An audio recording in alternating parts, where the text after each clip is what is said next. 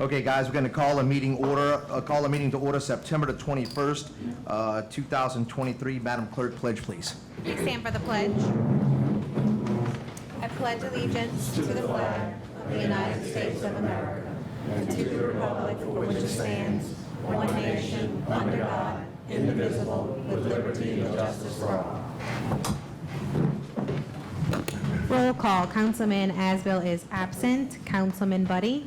Present. Councilman Chatelain. Present. Councilman Johnston. Present. Councilman Ricks is absent. Mayor Baudier. Present. Police Chief LaPree. Present. Fire Chief St. Cyr, absent.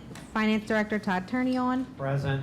City Attorney Scott Stansberry. Present. Myself, Carrie Hustis, Clerk, is present. Mayor's announcements. Okay, we just want to make a quick announcement tonight. We like to honor things that happen in our community or people who have been here for a long period of time in our community. And we've had a little church, I don't know if you guys ever seen it, on Oak Street right over there. And they just had their 100-year anniversary. And so I'd like to read a little proclamation about the church and letting people know what we have in our city that's been such a staple of who we are and the fabric of who we are for so long. It says, whereas the First Baptist Church of Harahan is celebrating its 100th anniversary. Whereas in 1923, a group of Baptists organized a Bible study that would become a mission and eventually a church in the heart of Harahan.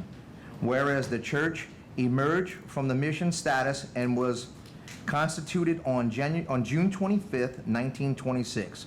Whereas the church has been served through the years by 17 pastors. Whereas Reverend G.K. Fontenberry was called as the first pastor of the new church and of a particular note, and Reverend J.D. Hughes and Reverend Keith Kippers. Whereas David B. Eastland currently serves as the pastor. Whereas those early Baptists had a vision to see a church that would serve as a lighthouse to the growing community. Whereas the church has sponsored a number of missions throughout the years, whereas the church has been instrumental in training numerous students of New Orleans and the Baptist Theology Seminary who have gone on to serve ministers, missionaries, and Christian workers around the world. Now therefore, I, Tim Baudier, Mayor of the City of Harahan, along with the Harahan City Council, do hereby deem an honor and pleasure to extend the certification of recognition to the First Baptist Church of Harahan on its occasion of its 100th anniversary, and ask our citizens and friends to acknowledge and celebrate with us in this wonderful milestone. Would you like to?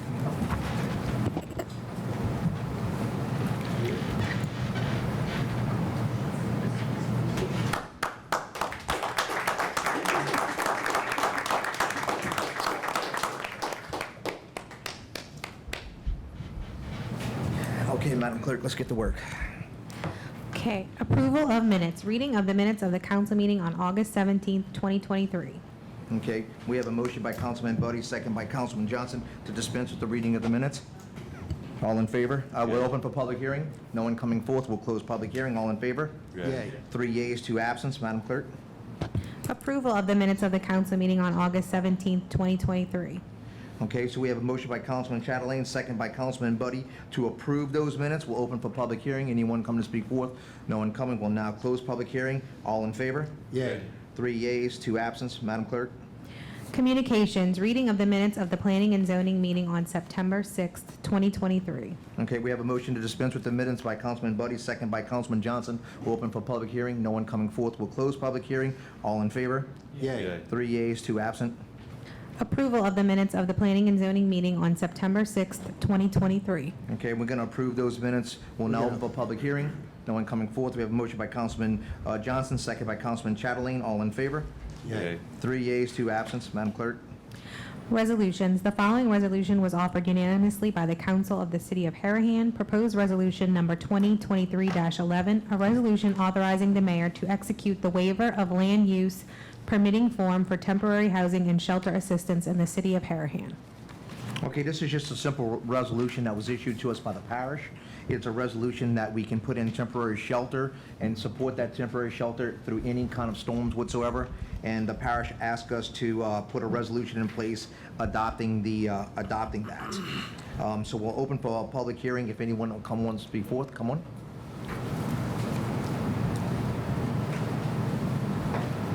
Barbara Harney, 164 Glenwood Avenue in Harahan. What is temporary housing and shelter assistance? Is that for illegal migrants? It's not. It's for like people that have been displaced by hurricanes or stuff like that. Okay, So- good, because you know we have homeless people living behind the abandoned Walgreens in Harahan. We do know it. We have, when police has been on top of it as well. We don't know it. We heard that. We've sent officers out there. Yeah. I mean, we've seen evidence of it. We but I don't haven't know caught of them the person. living back there. We haven't caught The anyone living shop back owners, there. the shop owners. Mhm, I've will spoken tell with them you. all. Yeah, yeah, okay, as when long they as call, the we police on address it. top of it. Yeah, yeah. As long as the police on top of it, Yep. thank you. Yes, ma'am. Thank you. You said I know. Well, we have seen evidence of it. I haven't seen the person himself, but we have seen evidence of it, and we've been on top of it ever since. Yeah, they keep chasing away. Yeah. I have just a comment. I'm not opposed to this, but there's no time limit on it. So when you sign it, it's indefinite. Yeah, we usually It's just do the it way the every year. form's written. It's yearly. Yeah, it's yearly. It's usually done on an annual basis. Yeah, it says, yeah. I'm gonna vote for it because I know we need to do it, but Right. the form, when you put somebody in there with this, it doesn't say it can be revoked or anything else once they get in. I'm going to send you the contact of the people at the parish who sent it over to them, and I'll let you Yeah, kind it's of a- digest it with them. Yeah, We can clean it up. well, yeah, let's get it approved. Yes, sir. We want people to be able to live on their property. Okay, all in favor? Yeah. 3 yeas, 2 absent, Madam Clerk. Ordinances for approval. Proposed ordinance number 2023-20. The following ordinance was proposed by Councilman Chatelain and seconded by Councilman I'll second it. Buddy. An ordinance approving the rezoning of lots 3, 4, 5, and 6, Square D, Riverside Park Subdivision, City of Harahan, Parish of Jefferson, State of Louisiana from R1A Single Family Residential to GO-M General Office Mixed Use as per a plan made by R.W. Krebs Professional Land Surveying LLC dated July 20th, 2023. Okay, we'll open for public hearing. Come on, girl. Judy Johnson. Barbara Harney, 164 Glenwood Avenue. I'm going to read the statement I have here. Our neighborhood is totally against this illegal spot zoning of 8250 Jefferson Highway. Another thing I want to point out, when they advertise this stuff, they go lots 2, 3, and 4, blah, blah, blah. You never say the address. If you say the address, people will be aware immediately where it's located. You never do that in your advertising. If you rezone this house, it will decrease the value of our homes and other homes in the surrounding area and possibly create a safety issue. The first question to the board is, who owns this property? Alicia Grenier, who applied for this rezoning, why is she applying if she does not own this property? Real estate records indicate otherwise. Alicia Grenier had her mortgage canceled in 2020. Do you have a copy of the legal document that shows Alicia Grenier owns this property? Alicia applied for the rezoning to go from R1 to GM3, General Office Mixed Use. Is this legal? 5 homes abut this house. This is a residential neighborhood. Families live in our homes. Nobody rents rooms to outsiders. A for rent sign was posted at 8250 Jefferson Highway for an efficiency apartment. This sign was seen by many residents in Harahan. May I remind the board, this house is R1 residential. The city zoned it residential. We want to keep it residential. Ordinance 1333 states that first, the City Planning and Zoning Board, City of Harahan, sends out certified, signed return receipt letters to affected residents. I don't think anybody has signed these certified letters to be returned to the city. This occurs in order to give residents an opportunity before the Planning and Zoning Board meets so they can attend this meeting to express their opinions. This did not occur, and no one in the affected area signed for these letters. Second, a first reading is given to the city at the City Council 1.5 weeks later. Third, approximately 1 month later, residents in the affected area go before the council to express their opinions and concerns. Then the council votes to approve or deny this change. This process takes 3 months, not 3.5 weeks. We want to keep our residential homes residential, not commercial. We want to keep our property values up and our neighborhoods safe. Here are petitions signed by residents of Riverside Park, and I can get lots more signatures, who are against this rezoning. And I'd like to present it to the board. There you go. And I can get lots more. I was in Alaska for a week and came home sick. But I promise you, I got people calling me wanting to sign that petition. So, I called, you didn't answer the phone. I want to that's right, sign 'cause it. I don't want you fussing at me, 'cause you're fussing at people.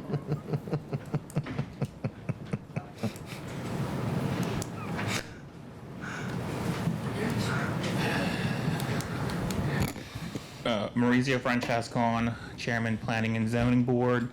I'm going to ask for this to be deferred till next month because we weren't able to have a quorum to address Ms. Harney's questions because there was a good bit of people at the this month's Planning and Zoning Board, which we were not able to have a quorum. We need to have 5 people to have a quorum. We only had 4. So just wanted to let you know it is going to be October 4th. If there's going to be another meeting October 4th, 7 o'clock. We're always the first Wednesday of the month, planning and zoning. So, I'm sure Ms. Harney, other people who came have a lot of questions. I have questions, but I'm not going to address that now. The appropriate time to address that is in planning and zoning because that's the proper forum to address all those questions. If you have any questions, you're more than free to call or text me early in the morning. 7:30 on a Saturday after returning from Houston from work. But it's okay. I get it. I signed up for it, but it's okay. If you have any questions, always reach out to me, 504-460-7578, or any of these gentlemen know my phone number. They're more than welcome to share it. All right, thanks. Maurizio, I'd like to thank you for doing what you do on the planning and zoning. And you do an outstanding job. Appreciate it. Oh, and I just want to, I know there was, stuff was, Eric was like, oh, well, this was approved. Nothing was approved. Someone could have gone to Buddy, Johnson for this bid. Anyone can go to any of these council members, because I called Eric. Make the request. And make the request. So it's not like anything was approved. So in Eric's defense, and I talked to him that day, and I put something up on social media, but I don't like to put things there, but I just want to kind of quell the hype about what's going on here. No decisions were made on this property. That's why we're there to discuss that, the planning and zoning, and then what happens there gets then transferred over to the city council for final approval. So anyone can go to any of the council members and ask for a request, an ordinance approval. So that was it. Thank you. Okay, so we'll now close public hearing. Councilman Chatelain, you have a motion to defer? I make a motion to defer. We have a motion by Councilman Chatelain to defer, second by Councilman Buddy. All in favor? Yay. Yay. 3 yeas, 2 absence. Madam Just Clerk? one question, Mayor. Yes, sir. Barbara brought up a point tonight. We discussed this many years ago about the Lot 3, Lot 4, Lot 5. I know, I like subdivision. that. We need to put the address I on wrote it down. the ordinance. I wrote it down. We're going to make sure we That add was that. brought up many years ago, and I remember that So the was... reason that it's done is because that's the legal address. That's right. If you go to the real estate records, yeah, so that, I guess that's how it's always been So done. we're gonna work on changing that for you. Yeah. That's right. We can add a street address. Jason said he didn't sign it, it's 3 by 5, that was gonna be another proposal. That's up, Because that sign is like this big. he's got to change for first reading tonight. Thank you. You'll see it in a little bit. Okay, Madam Clerk, proposed ordinance number 2023-2021, 21, I'm sorry. Proposed ordinance number 2023-21. The following ordinance was proposed by Councilman Ricks. Due to his absent, Councilman Chatelain will now be the sponsor, and this will be seconded by Councilman I'll do it. Johnston. An ordinance amending ordinance number 1959, the annual budget of revenues and expenditures for the fiscal year ending December 31st, 2023 for the general fund and the police millage fund of the city of Harahan, Louisiana for the police department. Clerk, open open public hearing. I would like Todd to explain it. Okay, so no one's coming Todd, forth with public hearing. nobody. We'll now go to discussion. All right, Mr. Todd.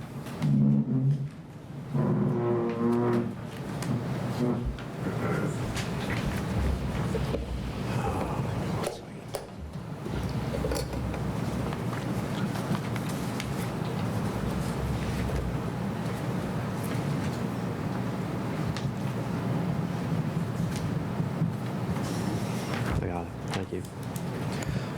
Good evening, council, mayor. So this is an ordinance to adjust the budget for the police department to increase the salaries and related benefits, FICA match, police retirement, and the payroll taxes for a total of $75,000. The transfers between Fund 010 and Fund 120, that's basically what will fund this. So we have cash from the police millage from prior years that we're transferring to the general fund to fund this raise for the police department through the end of the year.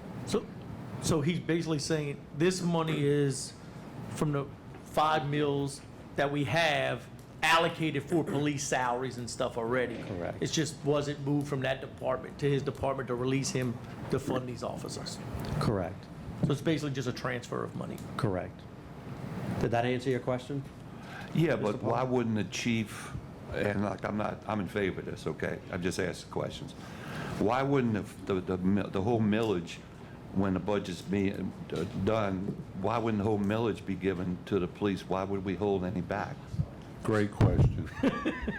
No, So- there's a very good reason So- for that. Well, I would like to know why, I don't think there is. you know? Yeah, I mean, there is a little If bit. he's got 5 mills and it brings in $430,000, why would we give him $300,000 and hold money out? He should get the whole $430,000. I'm asking the question. Y'all may have a reason for that. Y'all may have a reason. Well, if there is, I'd like to hear, because there's a $204,000 surplus. We know. I know you know. I found it.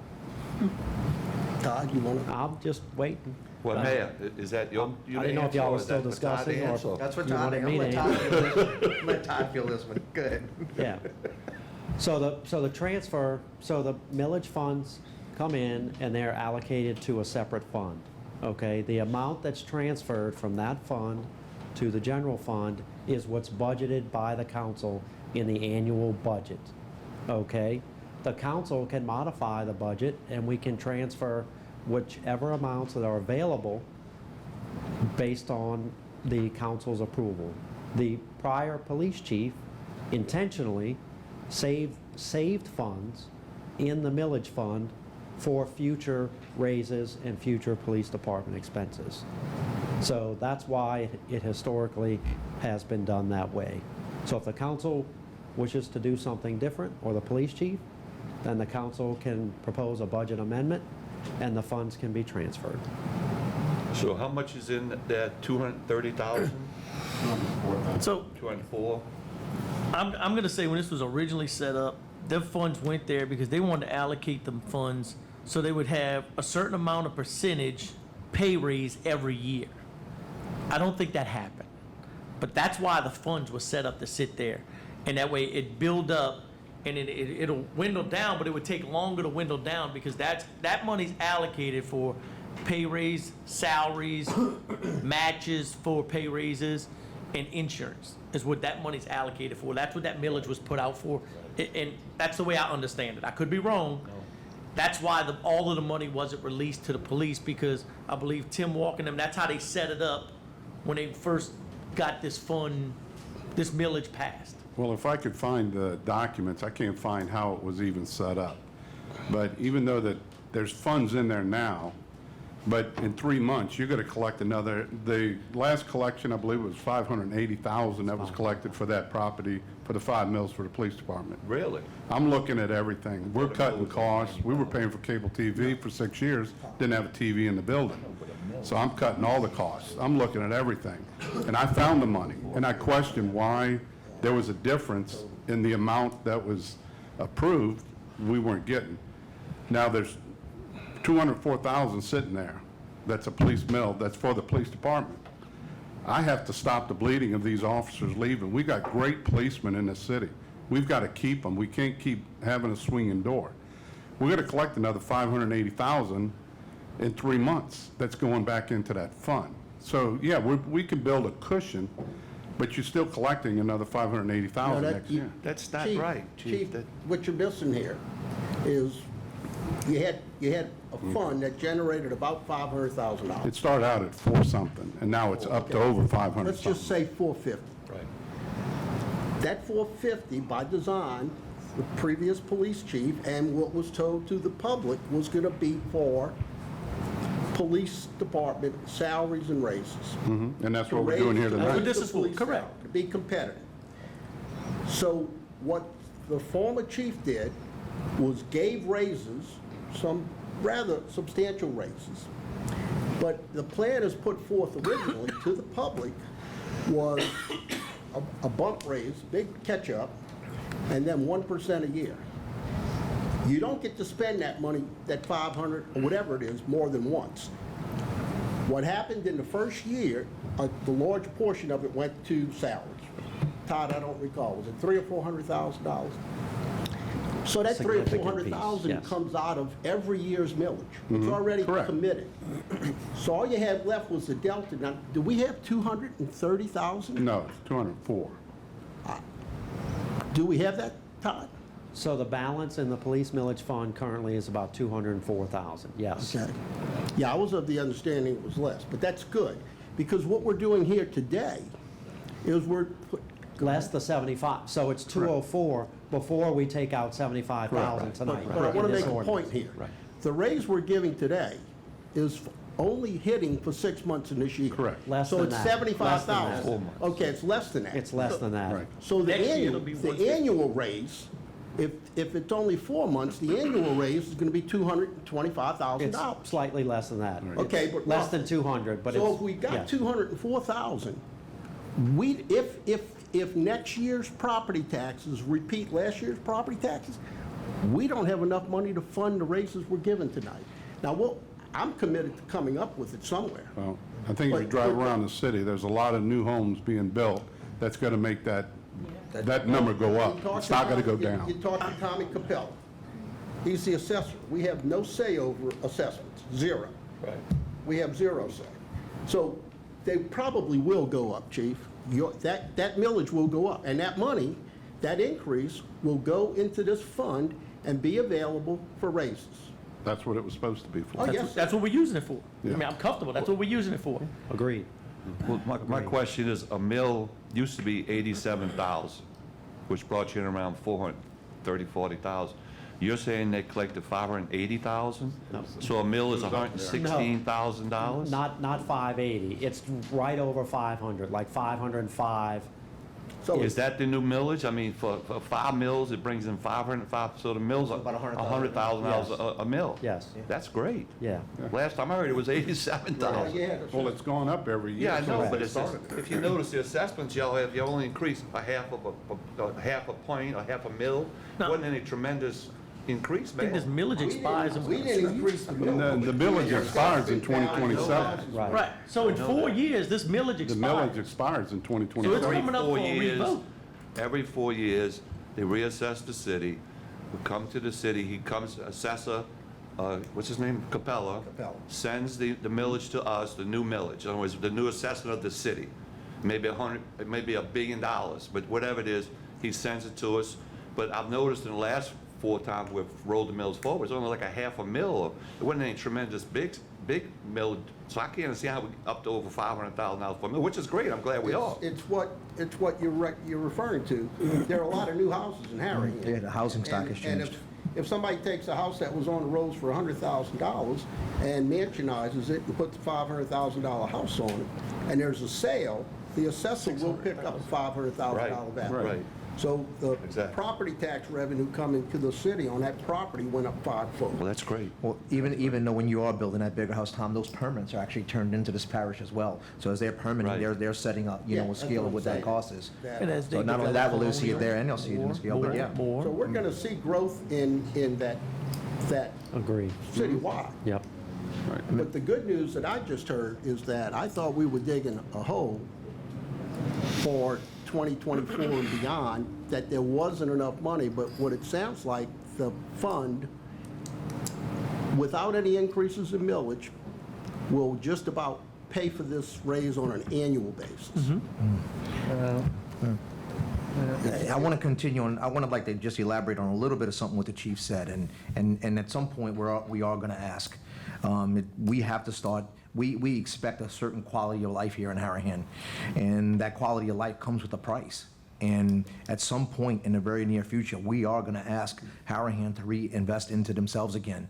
I mean, we have to, if we want to keep the quality of life that we have. I mean, guys, honestly, we sit right next to one of the murder capitals in America. And then our police department is incredible, but we're losing officers because we're not competitive with other departments. And I mean, at some point, we're gonna have to start investing in ourselves if we're gonna continue on with this kind of quality of life. I know Chief's been really busting butt, you know, doing what he can with what he's got. But at some time, we as citizens, because we're all in this together, we really need to think about this one and then maybe even come up with some ideas of what we're gonna do. But it's gonna come a point, and it's gonna come real soon, because if not, things are gonna start changing, and probably not for the better, unless we start making a difference and become a team of the city of Harahan and do what we gotta do to invest in what we need to expect the services that we're all, you know, so loving up. I mean, I moved here, 19, 20 years ago, and I moved here because we were safe. I had young kids. I knew they wasn't gonna be snatched up off the front lawn. I mean, but now, look, you got carjackings coming right over the bridge. I mean, you got so much stuff going in the city of New Orleans, and man, I hate to bash New Orleans, but it's knocking on our door, and we need to do whatever we gotta do, and that's gonna take a little bit of money. So, And I will appreciate say, our other two council members that are not here tonight, they're both in favor of this. So, and one other thing I'd like to comment, when this millage was put forth, 6 years ago? 4 or 5 years. 4 or 5 years ago, it worked. We didn't have the quality of the police. We were training up policemen, and they were leaving immediately to go to Kenner, to go to Jefferson Parish Sheriff's Still today? Office, to go to New Orleans, because our salary was so low. So it was a revolving door in the police department. We were paying their training costs, paying them to get trained, paying them to get certified, and then they were leaving. But the plan worked for 5 or 6 years. We were able to increase salaries enough to where we were retaining officers. Well, we're not the only police force in the area. The sheriff passed a millage and gave all of his people a nice raise just recently. Kenner gave raises. So where we had gotten to parity, everybody else has moved up. And our guys can leave tomorrow for $5,000 or $10,000 more than they're making now. it. Shoot, 10 plus. Well, 10 we plus. lost 2 of them to Kenner. Yeah, They got 10 plus. $10,000 raises just for going to So Kenner. this only covers half of that, right, Chief? I mean, Yes. this doesn't get us where we need to be. We're going to have a real problem retaining qualified policemen at the pay scales that we're currently budgeted for and have funds for. And I want to thank the council. We've had conversations, Buddy and I, we've been in my office, we've been looking at budgets, cutting things. I mean, we were just spending money wastefully, and I've cut all that out. Like I said, we were paying for cable TV. We didn't even have a TV in the building. And we did go over these budgets. I mean, Chief and his staff, they put together, showed us every employee how the raises are gonna work out. Oh, yeah. So it's not like we just giving them the money saying here. So these numbers are accurate to get us through the year. And I'm not getting a raise. Nice. Okay, so that's it. Thank you, Todd. Yes, sir. Okay, so Thank you. Thank you, I'm Todd. going to I'll call for the vote. All in favor? Yeah. Yeah, I would say we closed. 3 yeas, 2 absent. Madam Clerk. Proposed ordinance number 2023-22. The following ordinance was proposed by Councilman Chatelain and seconded by Councilman, I am gonna pull this ordinance. okay. If you need a technical second before you pull it, I'll second it, if it's I don't- necessary. Yeah, we need a vote. Yeah. He checked it out. Okay. We got to vote on it. to pull Okay, it. so proposed ordinance number 2023-22, we'll have to open for public hearing. Public hearing. No one coming forth, we'll close public hearing. We have a motion on the floor by Councilman Chatterling to withdraw this ordinance. I'll We have a second. second by Councilman Buddy. All in favor? Yeah. Yay. 3 yeas, 2 absent to withdraw. Proposed ordinance number 2023-23. The following ordinance was proposed by Councilman Asbill. Due to his absence, Councilman Chatelain will now be the sponsor, and this will be seconded by Councilman Me. Johnston. An ordinance amending the Harahan Code of Ordinances, Chapter 2, Article 3, Section 2-134, Municipal Officer. Okay, we're now open for public hearing. Anyone that want to come speak on 2022-23, please come forward. No one coming forward, we'll close public hearing. Madam, well, council discussion? Hold on one second. That's the property tax. The property tax, yes. For the public's understanding of what we're doing here, we're gonna, excuse me, we're gonna sub out to the sheriff our property tax collection. We've been doing it in the city forever, and it's a madhouse. The sheriff has a whole department that does it. That's what they do, and they collect it for Jefferson Parish households, maybe, I don't know how many times more households than we have here, and some other municipalities. So we think we'll save money by doing this. But in order to do it, we had to change our code of ordinances because it said the city was going to collect this. So this allows us to sign an agreement, a cooperative endeavor agreement, with Jefferson Parish Sheriff's Department. Basically, it helps us when the Jefferson Parish does a tax sale. If we're not notified of that tax sale, there's tax money that could be owed to us, and the parish is selling that house at the tax sale, and the money's not being paid to Harahan. This way here, money like that will not be missed. Yeah. Harahan will get their money That as is well. another benefit. And that So that's a happened to big the city benefit. 4 I or mean, I 5 think it years happened. ago. Yeah, a couple years ago, we missed out on 2 deals where we missed out on some money, and another one, I think we had to refund some money. And that's the whole crux, that's how this all got started. We had a couple of houses that were redeemed, and the house actually went to closing, and the city didn't collect its portion of back taxes, and the city had to be liable for it. So in trying to always get better at what we do, you know, we've met with the parish and Chief Rupert at the parish, and we talked about maybe working together with them because their systems are just way more advanced and they're really on top of it, and that way it eliminates that 2-sale deal. And from now on, we eliminate a bill, because now you'll get 1 bill and not 2. You only get 1 bill from the parish from here on out, and it should be good, just streamlining and get better. And it's going to serve us, I think the dollar cost, I think it's going to save us about $30,000, a little over $30,000 to save the city, and it's going to free all my employees up to actually be there to do more creative and you know, constructive work. I mean, they do it in other municipalities. I want to say St. Helena Parish, we have property there. 1 bill comes in, they pay the county. Hancock County, Mississippi, you pay Hancock County, they pay the small cities. So it's commonly done. It's just, it's new to us. Yeah.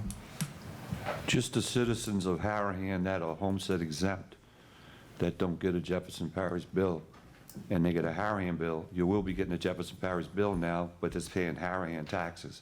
Because they got some people that don't pay any kind of taxes to Jefferson Parish if their house is assessed under $75,000. So, but you will be getting a bill from Jefferson Parish, even though you're homestead exempt, for the Harahan portion. But your $75,000 for Jefferson Parish will be removed from it. Right. Okay, all in favor? Yay. Yay. 3 yeas, 2 absents. Madam Clerk. Ordinances for introduction. The following ordinance was proposed by Councilman Asbill. Proposed ordinance number 2023-24, an ordinance amending the Harahan Comprehensive Zoning Law, ordinance number 1333, relative to signage size requirements. Old business number 1, Board of Adjustment dismissal and appointments. Okay, so we would like to, we have an appointment for a new board member. I'm sorry, too quick. Sorry, go ahead. Can I make a comment? Yes. It's a proposed ordinance, but Ms. Horny, this is the ordinance that will increase that sign to 2 feet by 3 feet. So I suspect it'll pass next month at our next meeting. I don't know. Yeah, I have nothing for old business.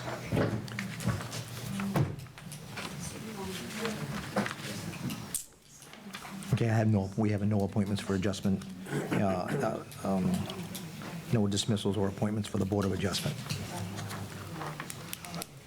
Nope. And so we'll just go on. Yeah, we'll defer it.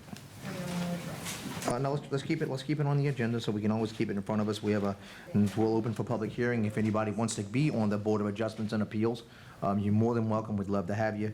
We're trying to find people to participate in the Board of Adjustment and Appeals and Planning and Zoning here in the city. It's a voluntary job, but it's a very important job, as we'll see with issues that we're having this evening, and to have a voice. So if you'd like to be on one of our boards, please reach out to City Hall, and it'd be awesome. So we can have a motion to defer by Councilman Chatelain and a second by Councilman Buddy. All in favor? Yay. 3 yeas, 2 absent. Old business number 2, bird nuisance complaint. Okay, anyone want to come forth and speak on the bird nuisance complaint? Public hearing is now open. You want to speak? You got 3 minutes. You got your attorney? Yes. You got 3 minutes.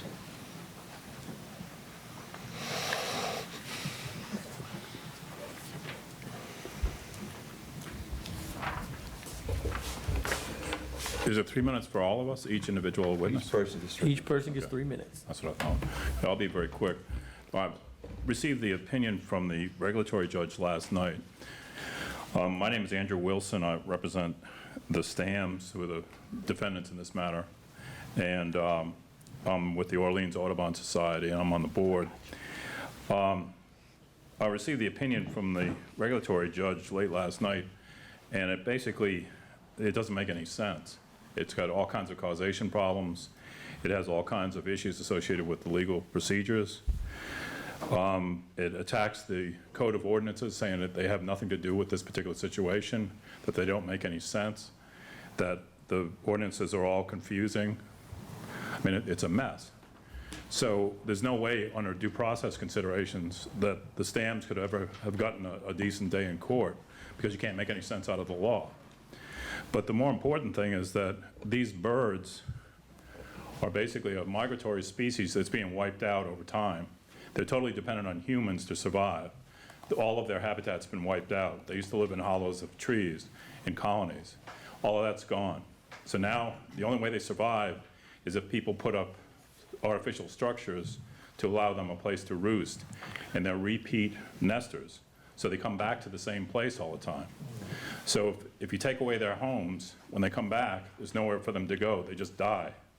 So that's what basically the complainants are asking for the Stams to take down the gourds. They're saying if they cut it in half, they just remove half of them, that would be acceptable. If you do that, these birds are not a predatory bird. They're very passive, and the only way they can defend themselves is in great numbers. So if one large hawk shows up and attacks their roost, if they only have one pole, they all flee. And that's the end of the roost. They're gone. So the idea is if you have a large number, then they can defend themselves. But this is what they're proposing, is that they eliminate 1 or 2 of the stands that hold the gourds. The gourds are the actual nests. But the bottom line is, I'm only going to speak from the legal perspective, the ordinances are all unintelligible. They dealt with dogs or people that had poultry that they kept on their houses, confined birds, or pigeons or something like that. It has nothing to do with migratory bird species. So the ordinance has nothing to do with this case, but it's being applied here, and it leads to an unfair result not only for the Stams but for the birds, more importantly. So there are here, the Stams will speak, and they're the actual defendants. There's also a couple, Kenny and Nina Dizelle from St. Bernard, who raised the purple martins in their yard without incident. We also have Krista Adams is here from the Purple Martin Conservation Institute in Baton Rouge, and she's going to speak briefly about what they do up there, and she has some posters to show.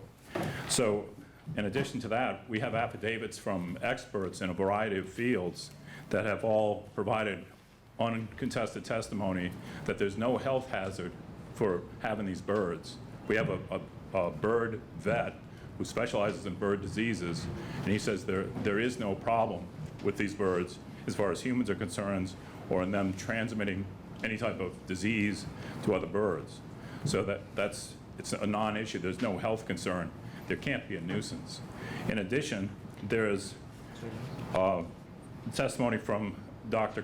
Jennifer Colson, who's the president of the Orleans Audubon Society, and she shows that these droppings, a lot of them can't be attributed to purple martins. The stamps have shown that a lot of the droppings were actually photographed after the purple martins left, so they were not responsible for it. And I live in Mandeville. I went out and saw my car this morning, and the house sparrows had bombed it. I mean, that's just something that happens. And so, I mean, I just clean my car. But it's not a big deal. And the house sparrows are a nuisance, whereas these birds eat millions of bugs. They eat termites that fly around before they can nest. They eat flying fire ants before they can nest. They eat all kinds of harmful bugs. And so if you get rid of them, you're actually doing a disservice to the community. And in addition, when you move them out, then the nuisance birds come in, like starlings and sparrows, which are the ones that were supposed to be kept out by these ordinances. So the bottom line is the ordinances make no sense as they were written, and they're unenforceable as a matter of law. There's a recommendation to refer this to the mayor's court, but it really should just be dismissed, because there is no harm, there is no nuisance.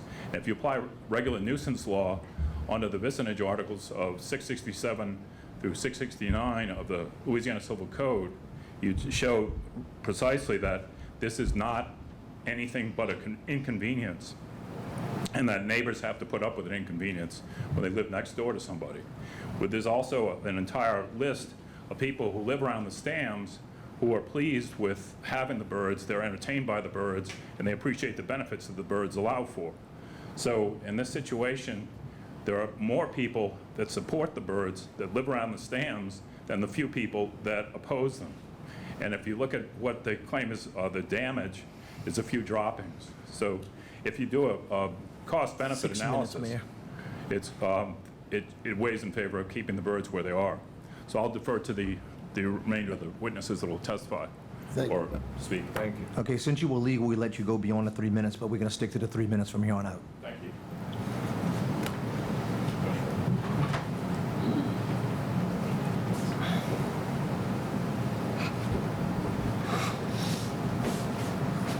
Okay, Andrew Stam, I'm a neighbor. I have a couple things mainly that I know I only have 3 minutes. So first of all, Mr. Wilson talked about support for the birds.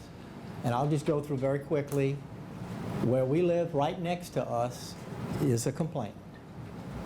The other side, right next to us, the Lemoynes, are in favor and have given letters and signed a petition for the birds.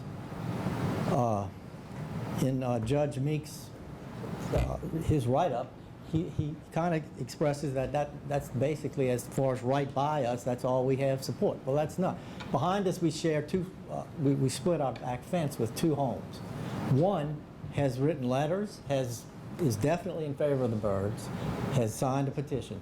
The other is in favor of the birds. He has been most helpful, if anything we needed for the birds, but he just does not want to be involved or approached by it. And that's, of course, his right. But he is in favor of the birds.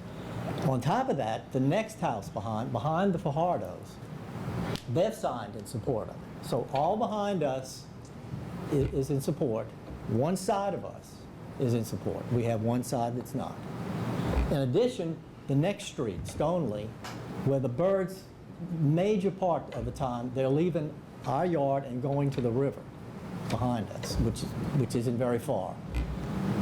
We have a number of people there who have signed, Kathy DeSalvo and some others that are in favor. Some of them would like to be here tonight because they couldn't. So they're very much in favor. Not only that, when you cross the street and go behind Stephen and Seth's homes, which are 2 of the complainants, Both homes behind them have signed petitions in support of the birds. So the birds that do fly over their homes, they're not stopping at the back fence, obviously. They're flying over those homes. They're all in favor. In total, we've got we've got 9 letters of support, not to count, I'm not even counting. We understand letters have been sent directly to you all by people that they did this on their own. And you probably know how many that is. I do not know. We have 23 signatures on petitions for the birds. All of that is within, right at 2 blocks, a block area of our backyard. It's not 6 blocks away signatures. So these people have all expressed how much they like them, how much they enjoy them, and how much they want to support them. The other thing is the number of birds. I don't have much more time. Yeah, you need to wrap it up. Thank you. Number of birds has been said that we have several hundred birds flying around. And I know that can be construed, several hundred could mean 300 or something. There's a semantics there. This is what we have, and this is this year. We have 52 gourds up. And I've just nest checked, as I'm cleaning all the gourds now, we have 49 pair of birds nested this year. That's 98 birds. That's all. And when you look at 98, they all do not arrive from South America on February 1st. They begin arriving in the beginning of February, and it's very gradual, 2, 3, 10, through February, March, and the half of April, they're arriving. So the 98 birds aren't even here until about the middle of April when it's almost like clockwork. Around the middle of April, they start nesting. Obviously, the ones that are going to nest, they know they got to be here. That's the 49 pair. So we don't have even 98 approaching April 15. But by April 15, when they start nesting this year, I'm giving you the current year, 49 pair. They'll nest and they'll start incubating the eggs. The females are at that point they do all the incubation, and so you don't even see them for another couple weeks. The birds will start hatching in May. Still, there's only 98 because there's the little ones and the eggs, they're inside the nesting, the gourd. So hatching starts the 3rd week of May. The birds fledge about mid-June. So up to that point, there cannot be, even if all of them were up in the air, there cannot be more than 98 up until June. So we're not sure where the several hundred, and I know that. How many birds they have hatched? Okay, I'm getting to that. They average 3, 4, 5 young. They occasionally, nature, they could have 6. But it's very unrare, and I nest check. So you went from 98, so you have a 6 per? No. This is what we ended up with. Figuring 4 young per nest. Okay? Now, we had a couple that had 2 in them, we had a couple that had 5. And we had a lot of 3s and 4s. But I just figured it with every nest, 4. That's 196 young. And I'm high. I know That's I'm high. 196 Babies. babies. Yes, that you don't even see. They're inside the gourd. Plus you have another 90. 98. So that's the 300. That's close to the 300 number they coming up with. 294. 294, exactly. You are right. 294. Oh, hey, what people don't understand, there are never 294 6 minutes. birds flying up over the top of there never are. There's never 98 flying over the top. Even when they fledge, they're out in 2 days, they take them back 2 or 3 days, they're gone. So by mid-June, they're gone. They don't come back until the next year. They're completely left. They Okay, I take need you care to of them, they train. wrap it up for me, please. Just wrap it up. So I just wanted to make Yep. sure of the numbers We're good. and then our support. I like it. Thank you. Yes, sir.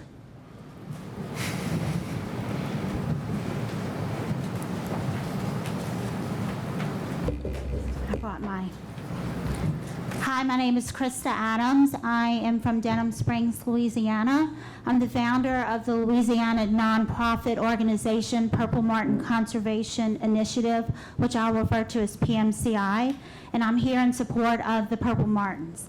PMCI focuses on the education of individuals of all ages about one of the country's most beloved songbirds, the Purple Martin.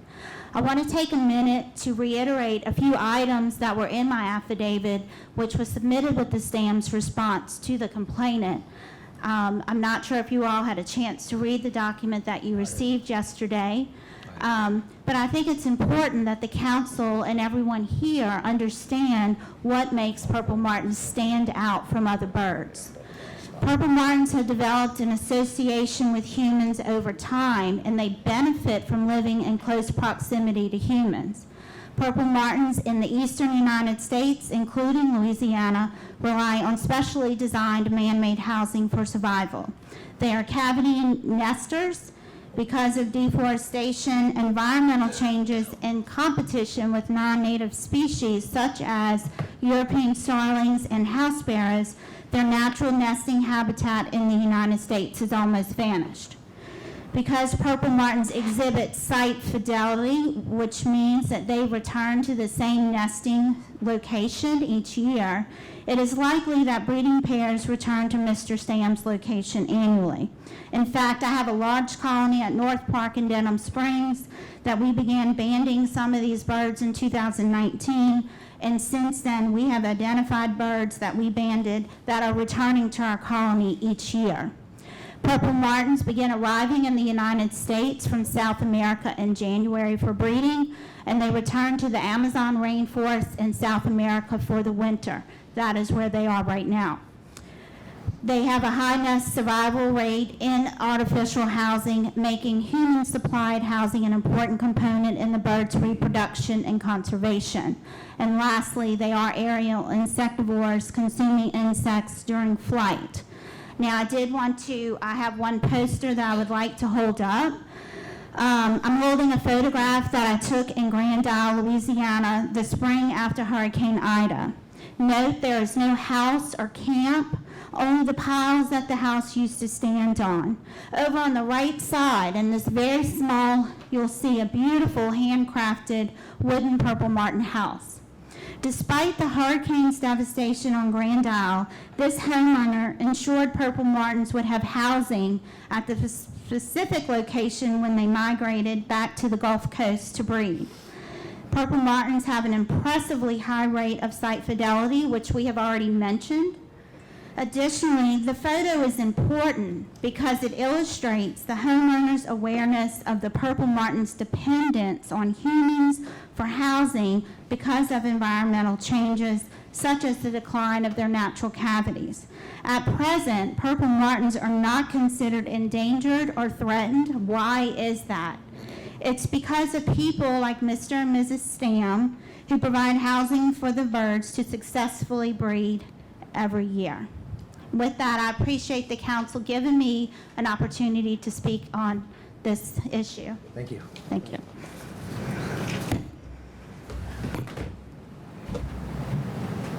Okay.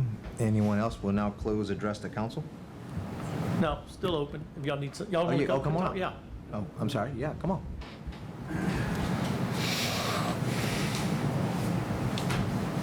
Council, Mayor, public, thank you all. I'm Seth Gravelet.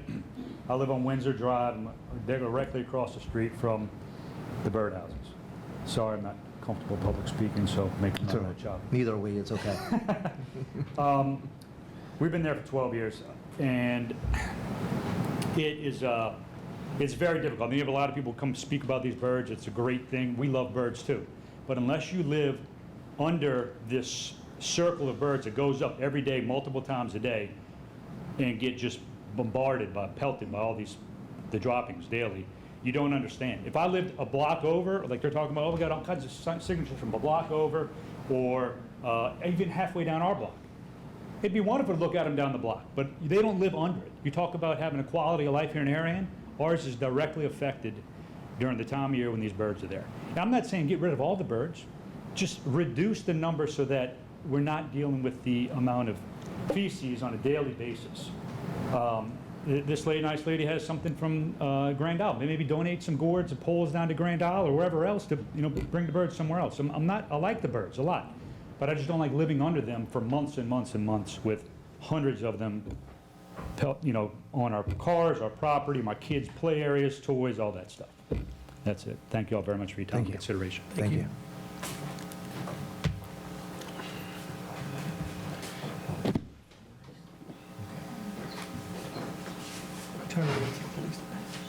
Good evening. I'm Maria Fajardo, who lives right next door to the Stams. And to repeat, like what Seth said, we love birds. My husband couldn't be here tonight for medical reasons, but I speak for him and myself. We do. We love birds. It's just the sheer numbers. We've been living on Windsor for 29 years, and we've been very happy there. We love Harahan. And we love nature. I love nature. I believe in vitamin N, which is vitamin nature. And I was raised on the bayou, and I appreciate birds of every kind. And we had seagulls and every kind of bird you could think of down there. And so I appreciate now, snakes, alligators, whatever. However, the sheer amount of feces that we have to deal with on windows, on some of our patio furniture, which is under the patio, against the fence. I have 2 cats, and they love to watch the birds like we do, but I have to clean their litter boxes, and I hate to put them out in the sun while the birds are there because the birds can fly over and I have to clean them again. But anyway, I'm not going to go on and on. But that is a nice picture from Grand Isle, and that was suggested, I think, in some of the documentation about maybe moving some of the gourds. We're not asking them to get rid of all of them. We're just asking for half. And this means compromise, and I think that's what makes good neighbors is compromise. So that's all I want to end it on at this point. Thank you. Yes, ma'am. Thank you.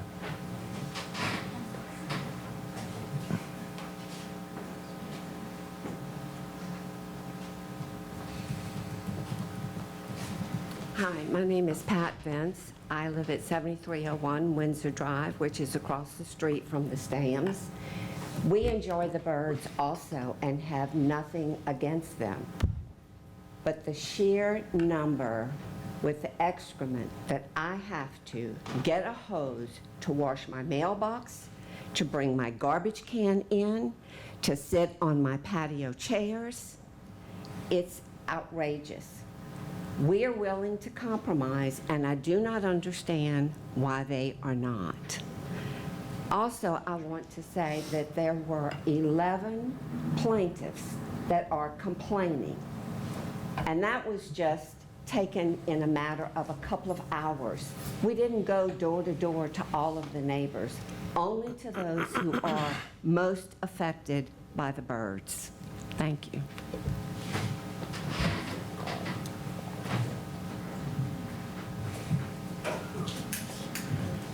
Good evening, gentlemen. Stephen Perrin, and I'm at 7301 Windsor Drive as well. You've heard a lot of the residents' complaints, the reason this was filed. I want to address a couple of points that were brought up by council. Number one, if you've read the opinion of the hearing officer, which I think is a very, very thorough and well-reasoned, because this is a complicated issue. In his first instances, clearly states this section 10.8 applies in this instance, and very specifically, I want to be clear here. It's not that we're talking about purple martins as a nuisance. We're talking about the actions of a single household to construct 50 bird houses to attract those birds, knowing that birds have to defecate somewhere. So there's a difference between the bird and the allegation that these birds are somehow a nuisance and the actions that we're here to discuss. The officer very clearly lays out that the inconsistency in the section has nothing to do with the jurisdiction, the activity, or the nuisance. It has to do with whether or not the council can take enforcement action or the mayor's office has to take enforcement action. That's the only confusing part of the reading of the opinion as we see it. We support the opinion in total and believe that you should as well. In fact, we'd like to ask for a resolution from the floor. It may be premature considering that you have 2 council members that are not here, to accept and affirm the findings of the officer, as well as to refer it or remove it to the mayor's office, where it's very clear that this is not an ordinance enforceable issue, and it would be foolish to try and enact an ordinance, but a resolution combined with some constructive ideas for how we can resolve this, I think gets us to the crux of the problem. The solution is not simply to say that 50 birdhouses in this finite, limited setting is acceptable for the rest of us to live around.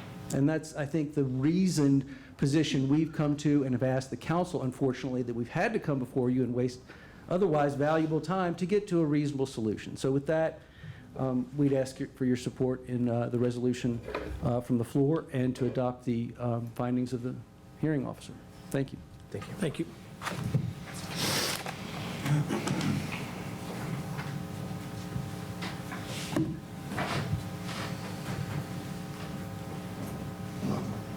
My name is Carol Stan. I had not planned to say anything, but this is the thing I do not understand. The 11 complainants live in 3 houses across the street and 1 next door. They all signed the letter that said they had made multiple requests to us to reduce the number of birds that we have. No one ever came knocking on our door. The Fajardos have been there 29 years, 1 comment in all that time. The Gravelays, 12, the Bergerons, 20. We had no idea there was a problem with Pat and Stephen. I was in their home in April. They never said a word until we went to tell them Happy Memorial Day and we got this confrontation. If people don't tell you, how do you know there's a problem? Not one of them came to us and said, we have a problem, can we do something? But then all of a sudden they put it on the city council for y'all to make the decision rather than coming and talking to us. And that's what I don't understand. If I know Seth and Bernice have 3 beautiful daughters. If the bird poop was so bad for 12 years, they couldn't have said something. That's what I just don't understand this. I thought neighbors were friends and that you could work things out, you know. That's why I'm just surprised that all this is happening because nobody said anything. That's it.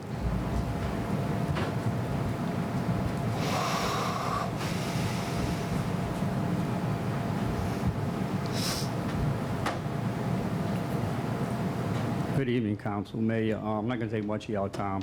My name's Kenny DeSalle from St. Bernard Parish.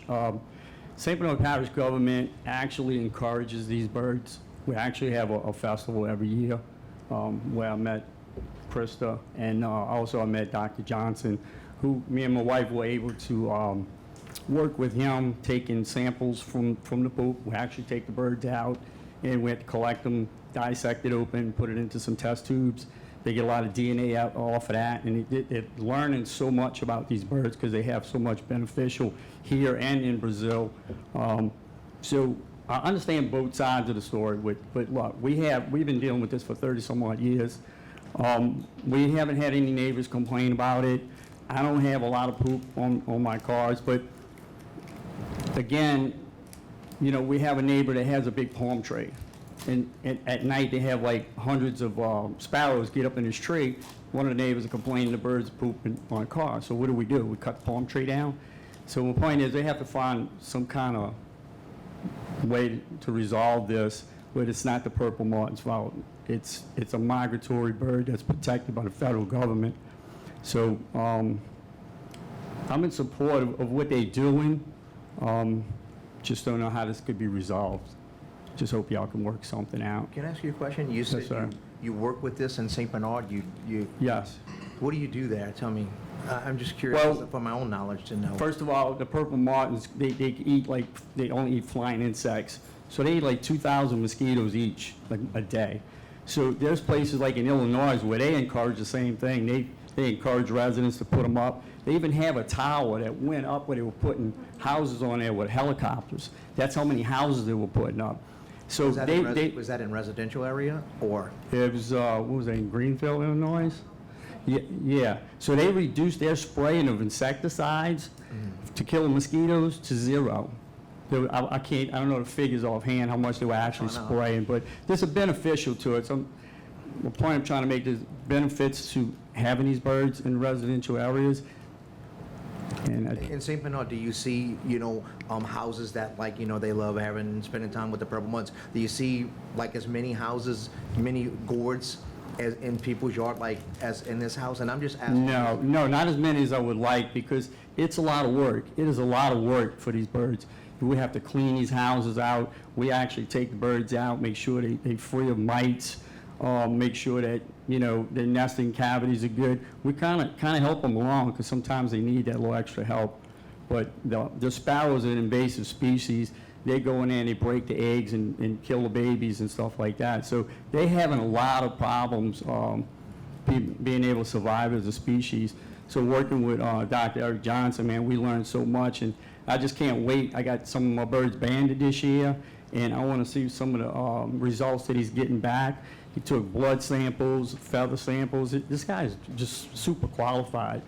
I mean, I'm only asking because the challenges that we're under here. No, I know you are. The truth is really not about the purple martins. No, it's not. You know, It's not, and I about the understand, it's you know, about they quality haven't- of life. You know, and it's you know, and so it's hard trying to. I've been here for a while. I've never seen nothing. This is the first time a case has come before me like this, and I've been here 15 years. So it's unique, Right. and we're trying to learn and trying to figure out. You know, we want to work with everybody. I mean, Of course. But quality of life and Right. the people we represent. You know, that's what they voted us in to do, and Right, no, I that's, agree. That's important. Right. So I used to write articles for Nature Society magazine, and I've never seen anything like this crop up where people had complaints, and maybe they were in a little more rural area, you know, Right. and it wasn't such a problem. But like the point I made with the sparrows in the trees, you're going to have these issues. I mean, I live in St. Bernard Parish, so we got marsh all around us. Right. I got whistling ducks fly over my house every evening in groves, and you know, they're pooping. Right. You know, they got to drop. It's nature. So I'm just saying, I don't know how they can resolve this where everybody is going to come to an agreement. You know. Like Ms. Sims said, we're all neighbors. We can find a way to work together, and we just gotta, you know, it's got to be some give and take here. That's all. No, I agree. Yes, I sir. agree. Well, thank you. Well, thank you. Yes, Thank sir. you. 1 second. Come on, you come on. 1 second. Come on. We'll let everybody have a Special chance. privilege. That's right, just for you. I just want to say that whatever comes out of this decision is setting the precedent nationally. Because if you say the Stams have to reduce their colony, you're basically telling someone how many bird houses. So what's going to be next? How many bird feeders? What if the person 3 doors down decided to put up one house that has 12 compartments, or the person behind on the street 5 doors down and put up 12 houses? Well, now we have half of their colony has been relocated a couple doors down, or even 3 streets down. The birds are going to fly over miles and miles of area. So I think that is something that needs to be thought about. In my own neighborhood, I have inspired 8 residences to put up purple martin houses. Now, can I ask you a question? In your house, in your neighborhood, do you see a concentration of that many gourds at one residence?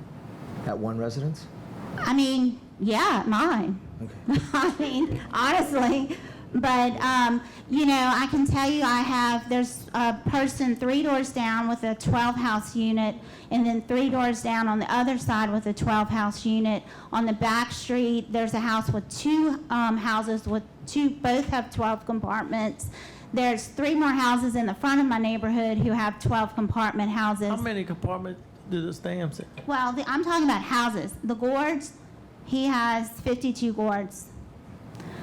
I mean, but a normal-sized house, like the Red Barn is what you see mostly, is a 12-unit house.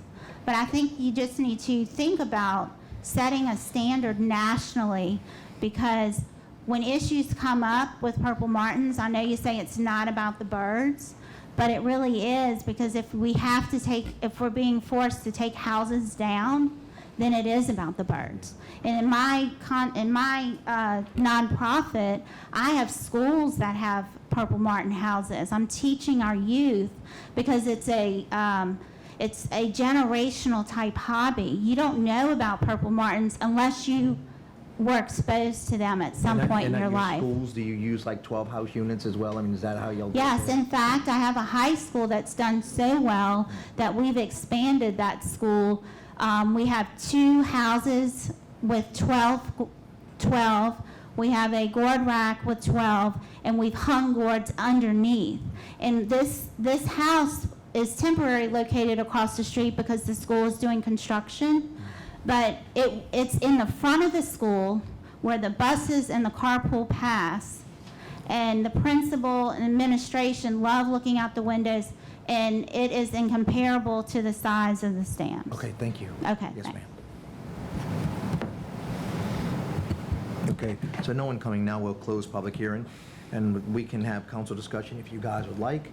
I'm personally going to ask, I think that to make sure that every stone is turned, I'd like to defer this just till the next council meeting, since the Martins are actually not home right now.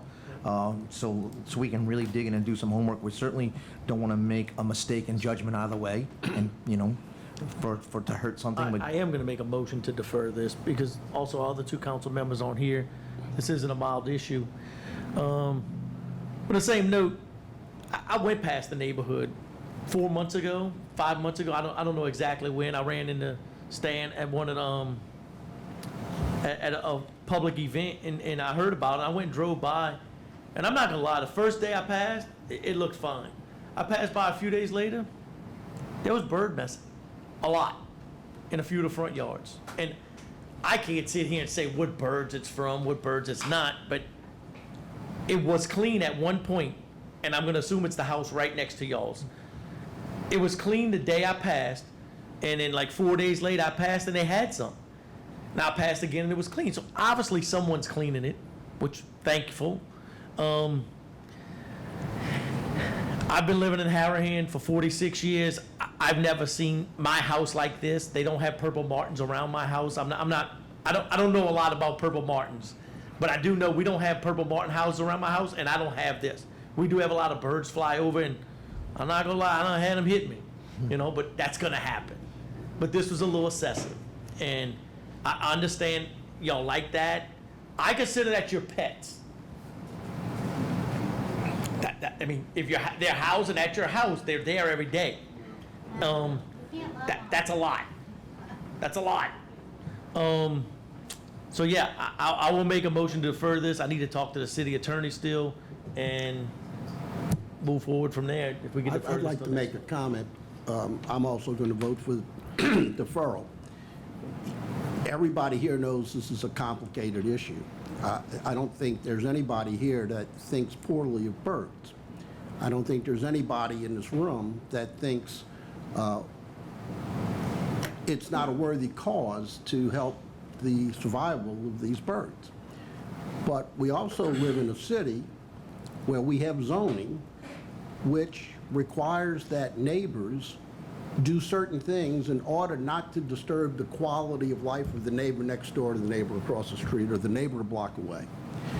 So if we're put in a position as a council to rule on this, there's going to be a winner and there's going to be a loser.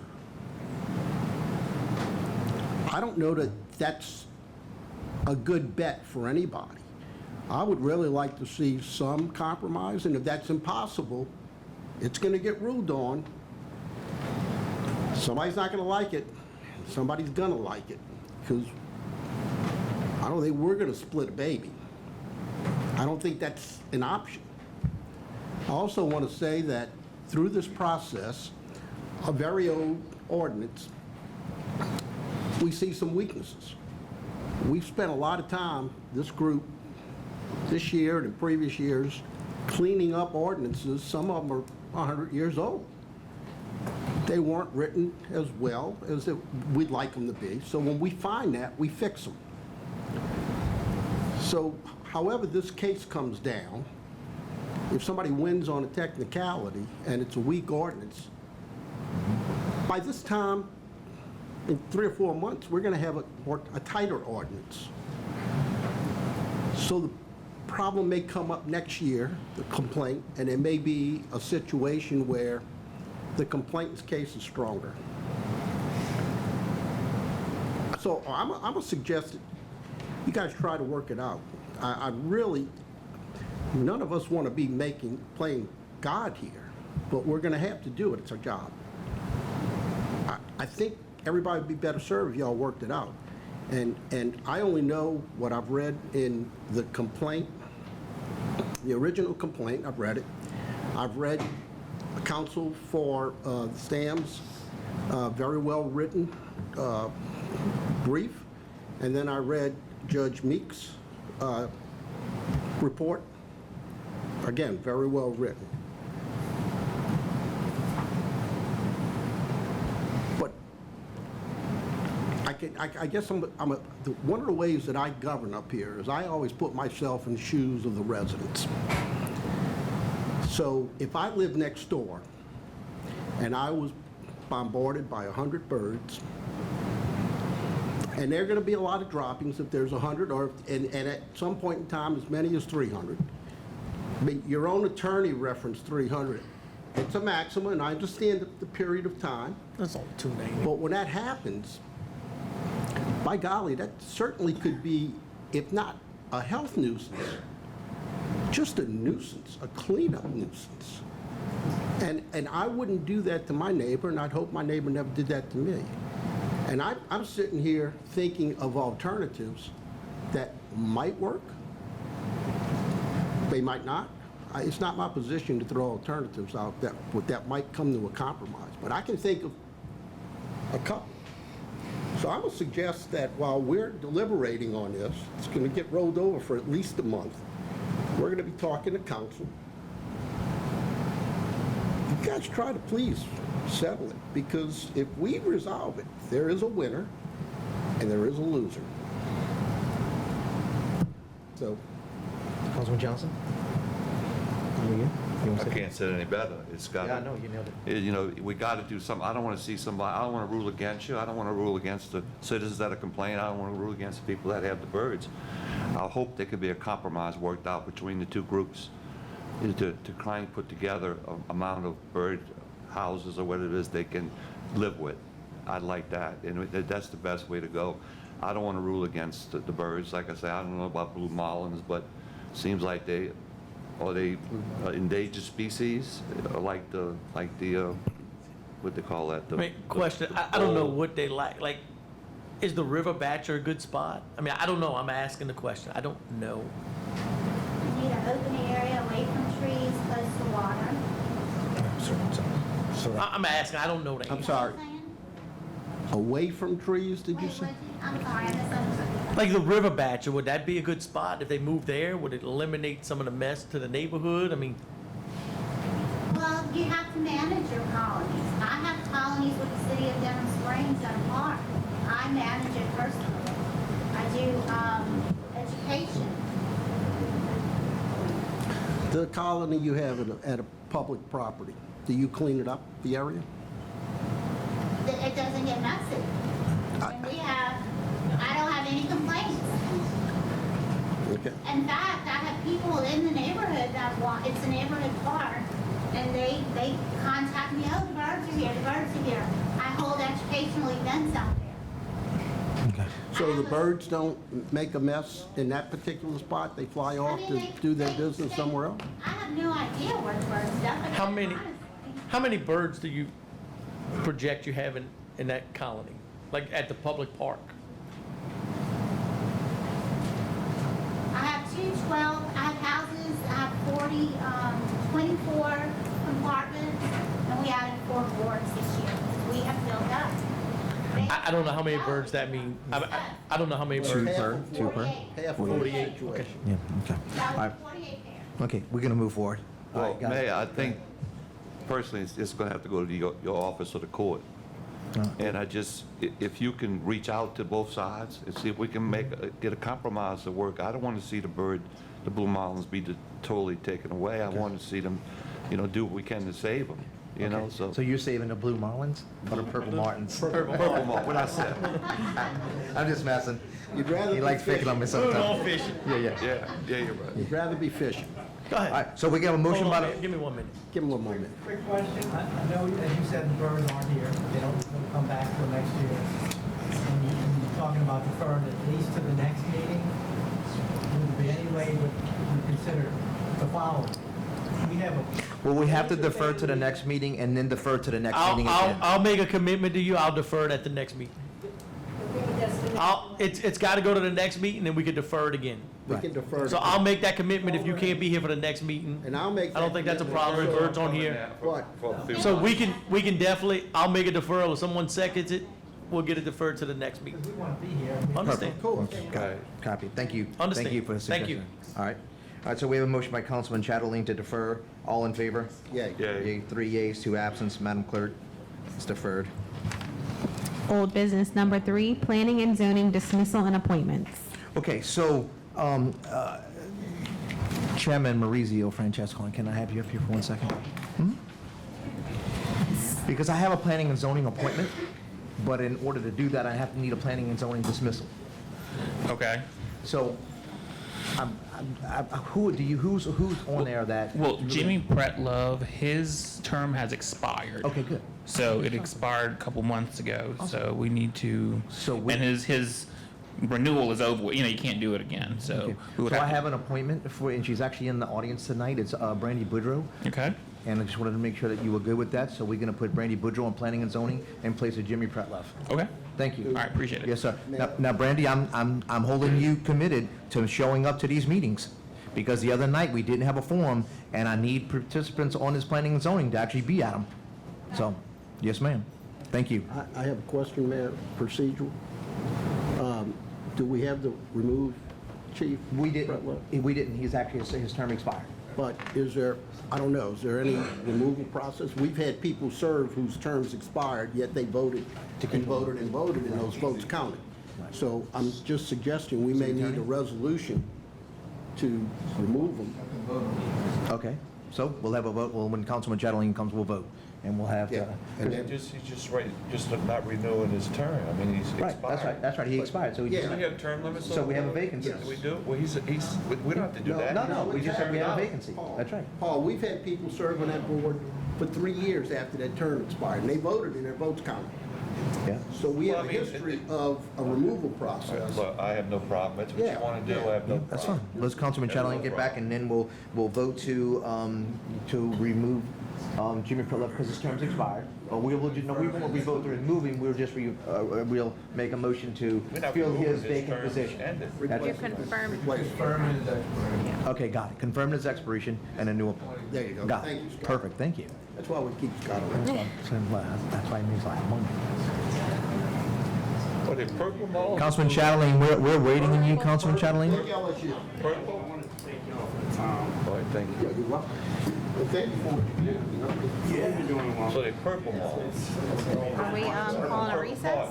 Are you calling a recess? About birds.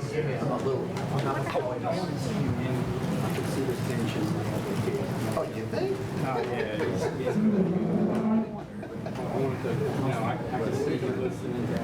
Yes, sir. Thanks for the time. Yes, sir. Thank you. I had to get all that compromise. No, I asked them, what do they consider compromise? Well, that's what we got to work on. That's what I'm asking. We got to work on. Are we at recess? Are Well, you you, got time. The birds don't come back for years. I mean, for months. are we at a recess? What is- Are we gonna call, where's Councilman Buddy go to? Yeah, oh my God. Wait, when Buddy walks, I'm gonna walk out. Oh, we might as well all go. We'll just call, we'll reconvene it at midnight. So what we're gonna do is we're gonna, we just have to confirm Jimmy Pretlove's term expired, and that way it leaves a vacant position, and we have to vote on it, and then we have to bring in Brandy and vote on her to put her in. Brandy Boudreau.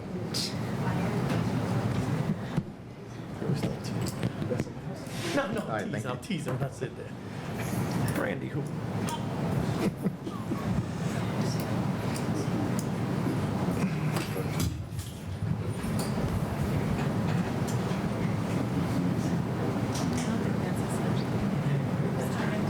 No, you're not.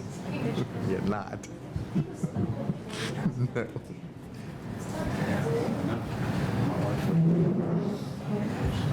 Oh, my goodness. No.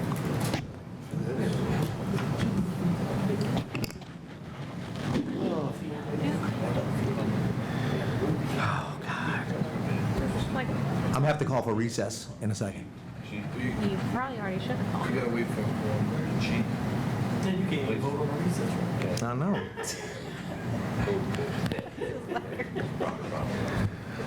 This is terrible. Yeah.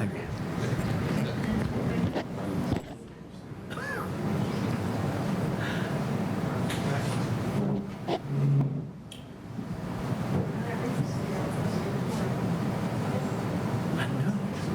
Man, when I said that guy had pads, that man don't.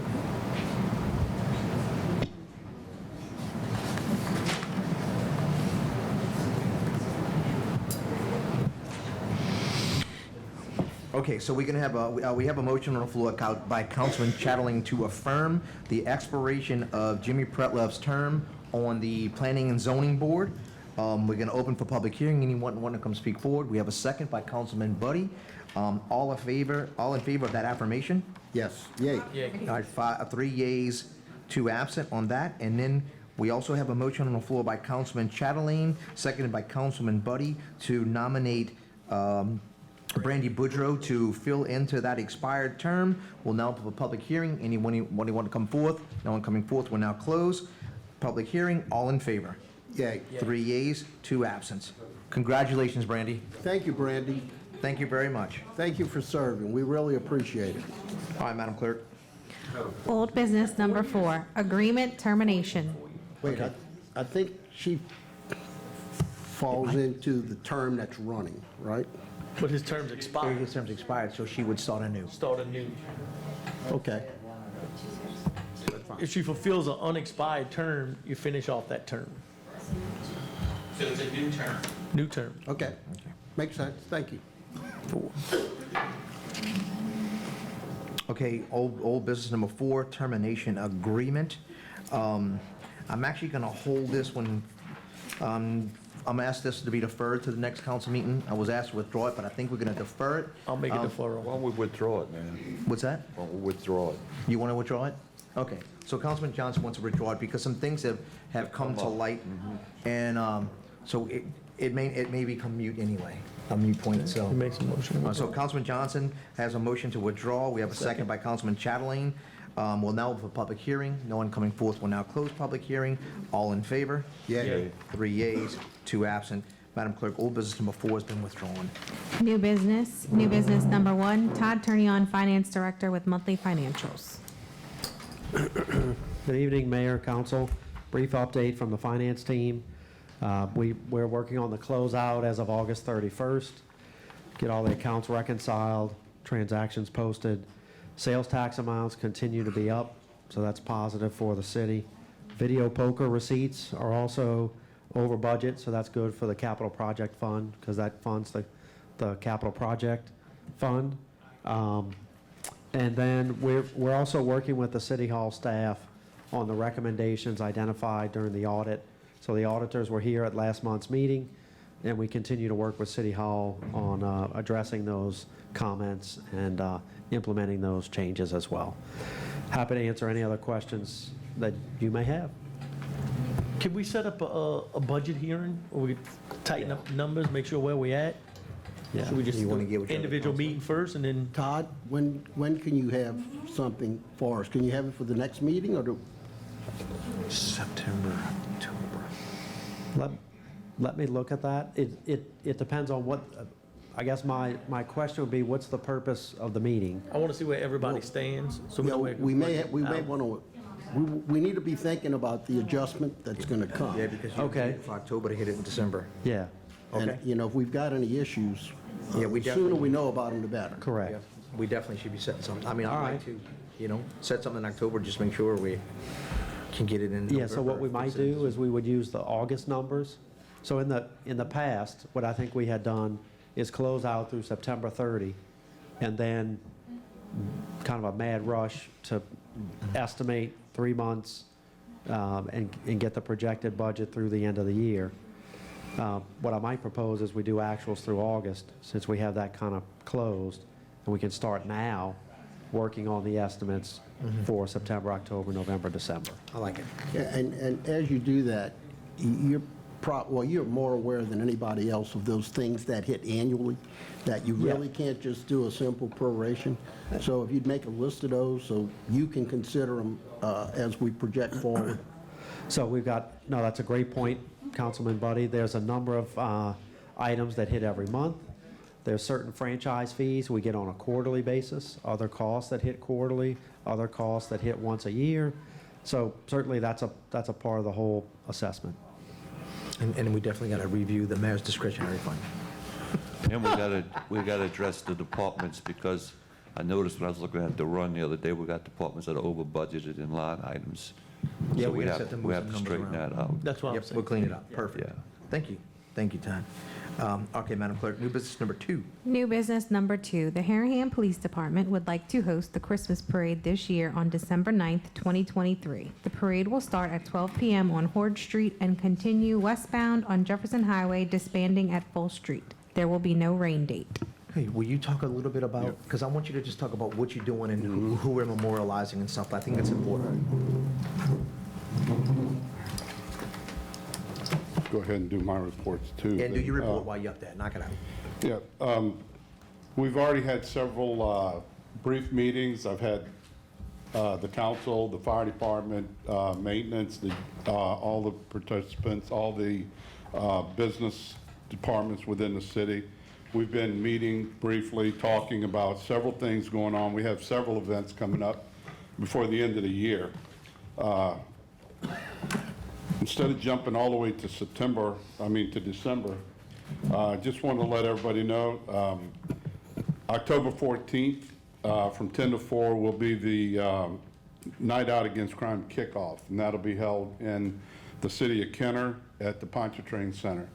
All the local agencies, federal agencies have all been invited to participate.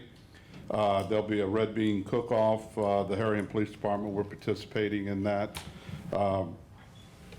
And being involved with the community, and our other agencies, our other chiefs have invited the Harahan Police Department to participate, and we'll be doing that. Chief, what was that date again? That is October 14th. It's a Saturday, from 10 to 4. It'll be at the Pontchartrain Center out in Kenner. They have all the, yeah, I know, they picked it.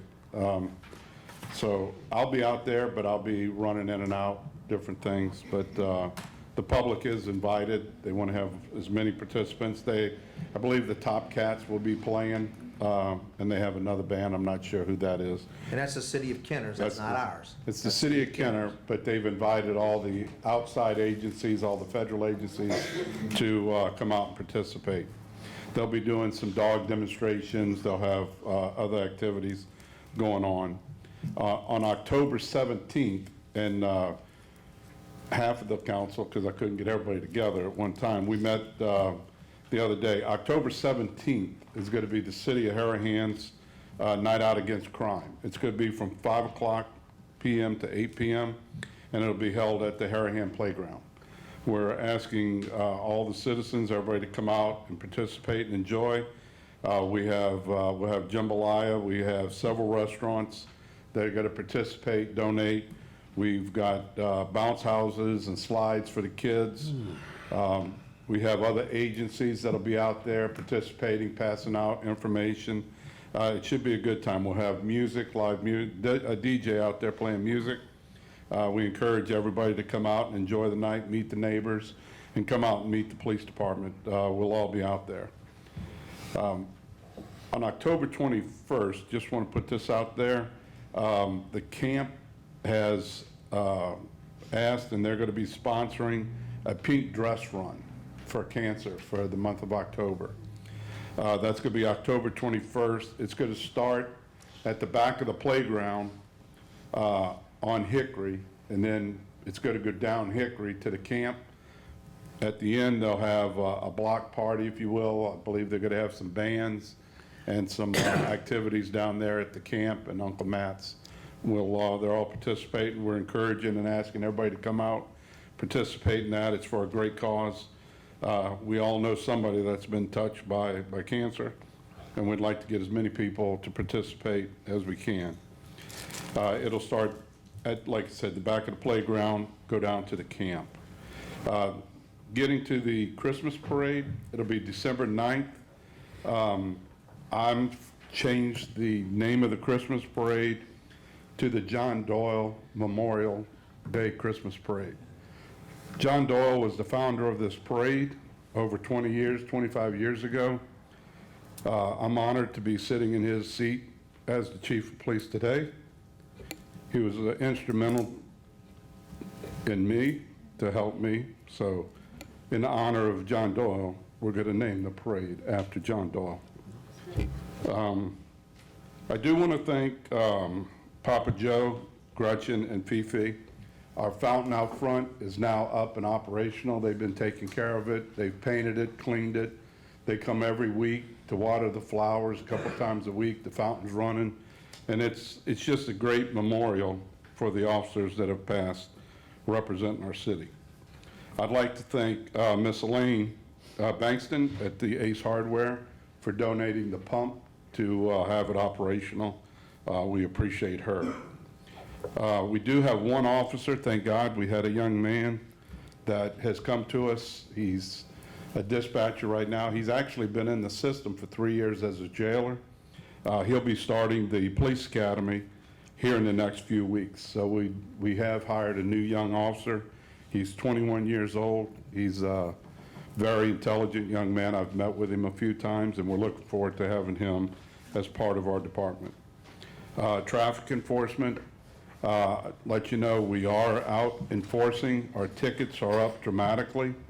I'm asking the people, please slow down in the school zones. We got a guy the other day, 56, in a school zone, completely disregarding the schools. So we're out writing a lot of tickets. Our citations are up to 121, and they're growing fast. On the statistics, we've had 634 calls for service. We've had 10 accidents in the city last month, issued 121 citations. We've had 7 patrol requests. If you are going to be out of town, call us and let us know. We'll put a patrol request on your home to make sure we keep an eye on it while you're out of town. We've had 44 municipal arrests. 75 of those have been, we had 75 drug arrests, which is sad, but it is what it is. We're getting a lot of drive-through on traffic stops. We've had 7 felony narcotic arrests. We've had 31 misdemeanor narcotic arrests. We had 2 DWIs. We had 20 city charges for marijuana. We had 15 traffic arrests for traffic violations, people exceeding over 15 miles an hour. I am putting them in jail. We've had 1 resident burglary. We had 1 motor theft, vehicle taken, 4 larceny, 9 assaults. A lot of it's domestic. And we had 1 voyeurism case, which is horrible, but there was an arrest made on that individual. We had to go into New Orleans to get him using the multi-juris task force because they have a representative on that department from New Orleans, which gave us authorization to go into the city to pick him up. Pretty sad that he was working in one of our residents' home, placed cameras, and he deserves what he gets. We are moving forward. If you break the law in Harahan, I will put you in jail. I'm not going to tolerate fights. I'm not going to tolerate just petty stuff. We want to be a good neighbor. We want people to come to our city. We want people to enjoy our city, but you got to come and make sure you don't break the law. With that, I'd encourage everybody to try to make Night Out Against Crime, the Pink Dress Run. And if there's any questions or problems, please let me know. And if you have a patrol request or any concerns, please call the police department. One other thing, if you call the police department... I was going to ask you to explain that. If you call the police department, we have a recording. If this is an emergency, hang up and call 911. If not, stay on the line and the officer will pick up. We had a call that came in the other night that we needed the police right away. The person hung up before anybody else picked up, but it was all worked out. It was just a misunderstanding. But it was all taken care of. But we are looking for officers. Anybody wants to come to Harahan and be a police officer, we'd love to have you, or a dispatcher. Salary's going up too. Well, I'm working on it. I'm looking at all the budget. I'm cutting costs. And I said it before, it just amazes me. I've been looking at the budget, looking at what's been spent. I've met with Todd. it's just incredible that we were paying outrageous numbers for a copy machine. We were paying outrageous numbers for car tires. The one that baffles me, we were paying for cable TV, and we didn't even have a cable TV in the building for 6 years. And nobody looked at the bills to say, hey, what are we doing here? So I'm a numbers guy, I'm a businessman and a law enforcement officer. So we're looking at it to try to cut the money, because I live here too and I pay taxes. So, Chief did an amazing job. He got some new vehicles. yeah. Y'all noticed him running around, some new SUV vehicles he got for a super deal, so You got a we really super appreciate, deal. we Because the appreciate him parish doing came that. in- Because Yeah. the parish came in and helped us as well, Right. and that was incredible. It's been very, it's been a pleasure working with our parish council, Yes, our sir. city council, Tommy and Paul, and all of y'all have been really great. We're all communicating, we're all letting each other know what's going on. We were able to get 4 Tahoes from the state police, surplus from the state police. Vehicles are in good shape. We were able to get them, and the parish stepped up and gave us the money to buy those units, so it cost us nothing. The city of Kenner just donated us 5 of their police cars, because they got their new ones, and they donated us 5 of them that are in good shape, that we're gonna have them on the street working here shortly. Before I let you go, I want to ask you something. We're I'd like still to- getting new ones too. Well, we're working on it. I did talk with the representative from the Ford. With the strike going on right now, they're taking orders, but they're not guaranteeing or assured when they're going to be able to get the vehicles. But last year, I think they were around 38,000, but now they're estimating somewhere up around 50,000. So. Now, is that once you suit them out for police purposes? Or do you need to spend another 5 or 10,000? No, that's what I was told today. With the strike, they don't know what that state contract price is going to be next year. So they're estimating it at 50,000. They'd rather be higher than lower. But like I say, the vehicles that we did get, the state police, they left all the lights, sirens, cages. Kenner also did the same, Chief Conley. And you're looking at about $8,000, $9,000, $10,000 just in equipment left in these vehicles. And that was a big plus and a big favor. Chief Arthur Larson donated us some pickup trucks.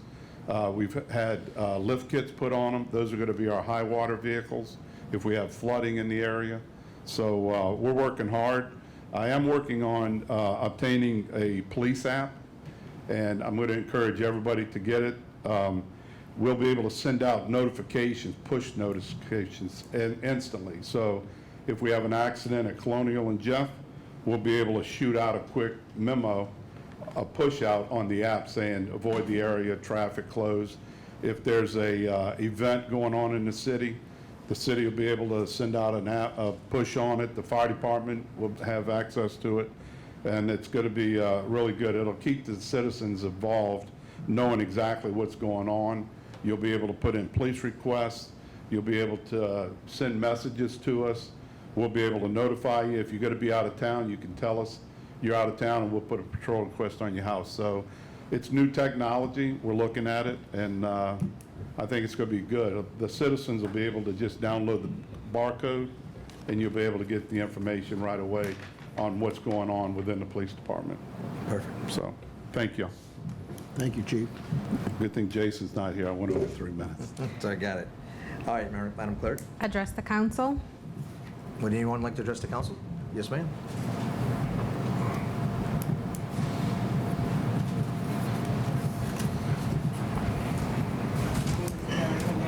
Why don't you go to the microphone? Okay.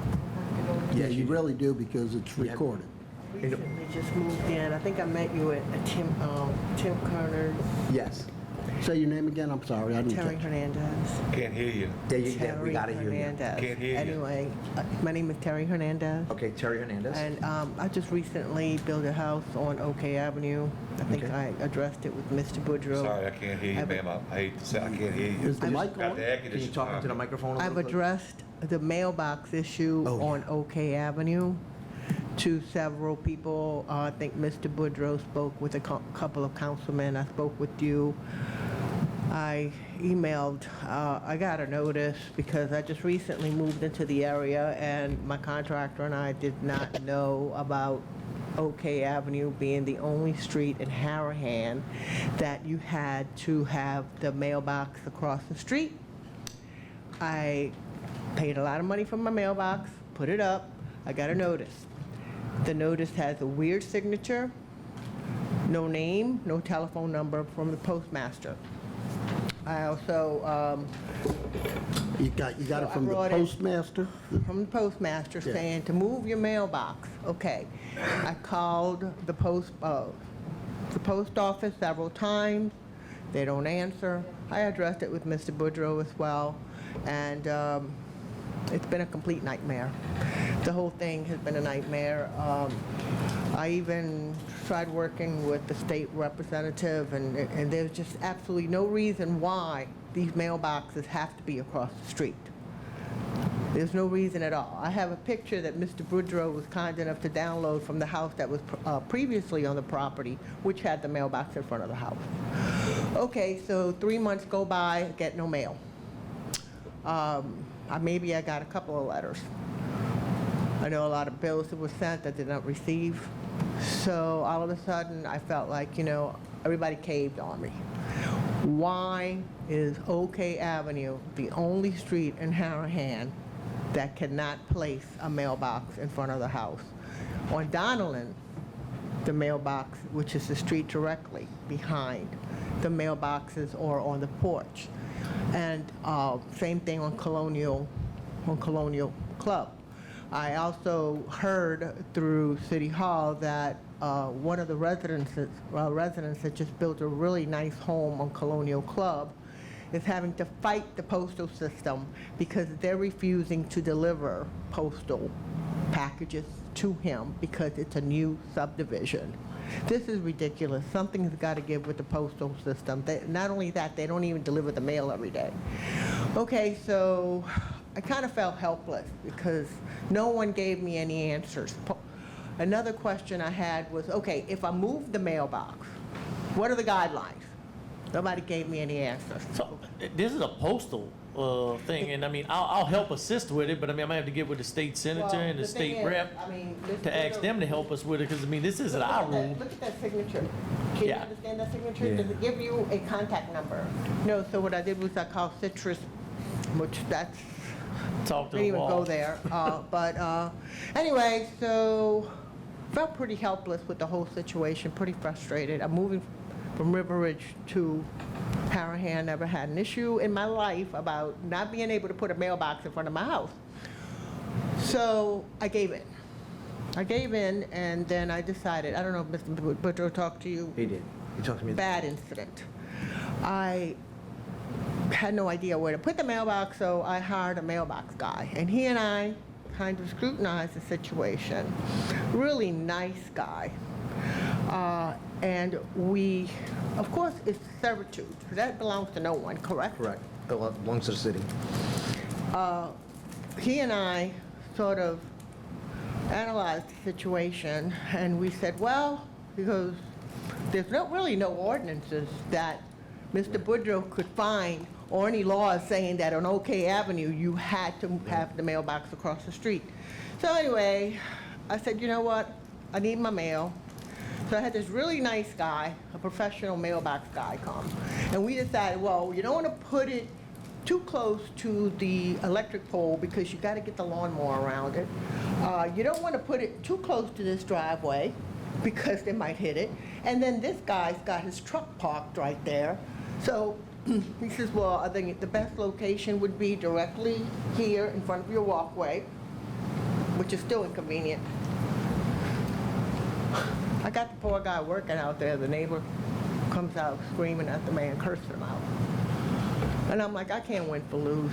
I was inside because it was hot, and I'm looking at this person screaming at this poor guy. He had already poured the slab, and he's just digging it up. And I'm like, what's going on? I called Mr. Boudreau when I saw the confrontation because he's a great guy. I have a good relationship with him. He's been super with my new build. I said, Mr. Boudreau, I'm afraid to go outside. I said, can you come out here? There's this confrontation going on. The neighbor comes on my property, my front door. I'm on the phone with my contractor and Mr. Boudreau at the same time. She's screaming at me on my porch. come outside now and talk to me. I demand for you to talk to me. And I'm like, oh my God. I said, I'm not going out there. I'm not a confrontational person. So I waited for Mr. Boudreaux to come. She was screaming, since you built your house, you have not talked to me. And I'm like, yeah, like I really want to talk to you now. I said, ma'am, you're screaming at me. I said, and I told Mr. Boudreaux, I have had absolutely no guidelines as to where to put my mailbox, how, where, to. And she said, she's supposed to put it on the property line. I don't even know where the property line is. I see some houses that the mailbox is in front of the house, on that side. How she know where to put it? That's what I want to know. So anyway, I'm really depressed. You know, welcome to the neighborhood. You know, I have a beautiful house that I sacrificed myself to build. Is it all been resolved? I mean, has it been resolved? No? Are you getting mail? Huh? Are you getting mail? Well, no. And guess what? Now I have a neighbor that hates me. Yeah, well, I have one of those too, so. A neighbor that hates me across the street, Mr. Boudreaux goes, Terry, it's all okay now. I said, no, it's not. I got this woman across the street who hates me. You know, that's very uncomfortable, you know, to have to deal with these things. So I can't help you with the neighbor. No, I can not try to that, help you with but the post mailbox office. situation really needs to be looked into. Why, I think Tia, Yes. Tia said, oh, because it was, at one point, it was a rural area. Well, it's no longer a rural area. So what's the big deal? What makes OK so different from any other street? So is every mailbox across the street, for the whole street? Yes. Except for mine, and Yes. they made me move it. Yep. Yes. And it was a beautiful mailbox. You know what? Like I told some people, I said, you know, I told Mr. Boudreaux, if I would have known this, I would have gotten the cheapest, ugliest mailbox and put it across the street. I paid a lot of money for this beautiful fleur-de-lis, you know, cast iron. It's just not right that the postal service has this kind of power over. I'm gonna ask one more time. Where's your mailbox at today? I had to move it across the street, and now the neighbor hates me because she didn't want it in front of her house. So it's up? It's up. Yes. Yeah, it's up. All right. But, you know, no one should have to go through this, and what ordinances or laws, I had to pay somebody twice for this mailbox, but that's besides the point. I think we should be able to put our mailbox in front of our house. The Postal Service unfortunately dictates that. Are they a federal agency or They're they? quasi-federal. Depends. One day they'll tell you they're a private entity, the next day they'll tell you That's they're what I heard. federal. If they want to get government But the thing benefits, is- they federal. If They're not, The thing is, controlled I by have a Congress, picture yeah. where the original house that was on the lot had the mailbox in front of it. It was like grandfathered in, but nobody wants to hear that. Yeah. So is anything to be done about this We situation? just have to continue, see if we can figure it out, see if we can figure out why, who set the precedence of it. Was it set by the post office? If it was, that's They gonna be don't hard to return work. calls, they don't answer the phone. They don't return So letters. shouldn't this Eric actually person, knows would you like someone. a copy of this? Shouldn't this person had printed his name and given me a contact information? Because it says, it said on here that I was breaking the law. What law? Oh, you lucky you didn't go to jail. And so if they want me to move the mailbox, I want to know where to put it. I'll get with Mr. Boudreaux, get you information Because last next I heard, week. Mr. Boudreaux had it all Poor worked. Mr. Boudreaux, he's so tired of this, huh? Yeah, last time, when I talked to Mr. Boudreaux, he said, look, we got it all worked out. And I'm saying, what's going on with that mailbox? He said, I think we got it all worked out. It was a confrontation, I had to deal with it today, but I think we straightened it out. But, the problem is I know who you I'm still kind of really bummed about this whole thing. I know, I'm so sorry, because I want your experience to be good here. It's a great town. Oh, no, and- so far, now I have an enemy living across the street, and Well, I'm that's gonna never take comfortable. you and your neighbor out for dinner. Huh? I'm gonna take you and your neighbor out for dinner. I came close, because one thing I didn't do, this person kept saying, screaming at me, talk to me, talk to me. I said, ma'am, you're screaming, I don't talk to people when they're Yeah, screaming at me. 911. Call us, we'll be there. Yeah, 911. So anyway, Yeah, we'll I work think on this mailbox thing needs to be addressed, the people have the right to put their mailbox in front of their house. It all comes down to laziness, they don't want to get out of their truck. Is that what it is? Maybe. That is what it is. Thank And you. also, Thank you. We'll work on it. Yes, ma'am. He's gonna have to see what he can do. tried helping me, and he did speak with, I think he spoke with Mike. Mike's out of town. Yeah, Mike's out of town. Yeah, I think he Okay. spoke with Mike. I think- Mike, and then, he said put your mailbox in front. They told me, put your mailbox in front of your house. They told me, gave me the green light. He said, there's absolutely no reason why. All right, we'll get on it. We'll stay, Mr. Joe, Rodier, all Bodiers are related, yeah. Huh? Yeah, we all related. dental technician. Yep. I went to school. All right, let's finish this council meeting. Let's, We'll reminisce. Thank you. We'll get on it though. Let's Thank just you. continue to work on it, because I have no idea. It's way before me. I've only been here 20 years, so. You know why? Okay. Who made that law with the mailbox? All right. Who needs to post where they go? All right, we got it. All right, perfect. Thank you, Malone. Oh my God. Get the mailbox fixed. You got 2 minutes, Mauricio. 2 minutes? Cut you down. Oh, no, I need like 10 minutes. No, real quick, I just want to touch upon what the mayor had when he first started talking this evening. Is Tuesday I attended, I'm a member of the Packet Urban Club of Louisiana, and every month we get together and we have a guest speaker come and talk about stuff, and I was went there, and the mayor was actually there, and so was Ed, and we had a really good speaker who was talking about some of the issues going on in our country, and the mayor was talking about self-funding, what we need to do to have the quality of life that we need.